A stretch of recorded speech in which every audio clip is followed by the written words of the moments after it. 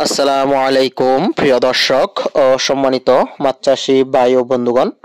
তো ভিডিওতে এখন আমি আপনাদেরকে যে মাছের পোনাগুলো দেখাচ্ছি এগুলো হচ্ছে অরিজিনাল দেশি ট্যাংরা মাছের পোনা। তো দেশি ট্যাংরা মাছ আমাদের দেশের একটি লাভজনক মাছ চাষ।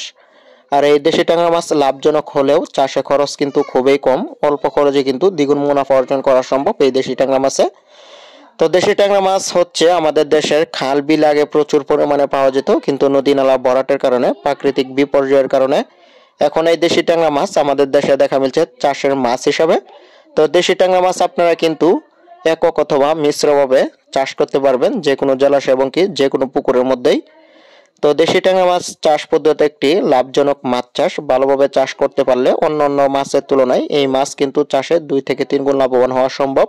আর শীতকালীন সময় এই দেশি ট্যাংরা মাছে ভাইরাসে কোনো ক্ষয়ক্ষতি হবে না, কোনো জীবাণু হবে না।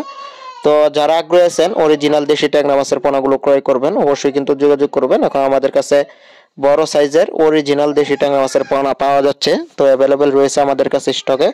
তো যারা আগ্রহী আছেন অরিজিনাল দেশি ট্যাংরা মাছের পোনা ক্রয় করবেন, অবশ্যই কিন্তু আপনারা যোগাযোগ করবেন স্ক্রিনে দেওয়া নাম্বারে অথবা ডিসক্রিপশন বক্সে দেওয়া নাম্বারে।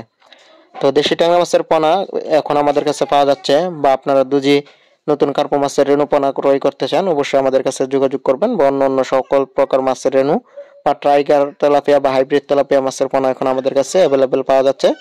তো দেশি ট্যাংরা মাছ যদি আপনারা চাষ করেন, আর একটু হচ্ছে দেশি ট্যাংরা মাছকে খাবার দিবেন 2-3 বেলা, আর প্রতি শতাংশে 1200 পিস পর্যন্ত মাছের পোনা মজুত করতে পারবেন, এবং কি ভালোভাবে চাষ করতে পারলে 6 থেকে 7 মাসের মধ্যে বাজারজাত করতে পারবেন। তো সকলকে ধন্যবাদ ভিডিওটি দেখার জন্য।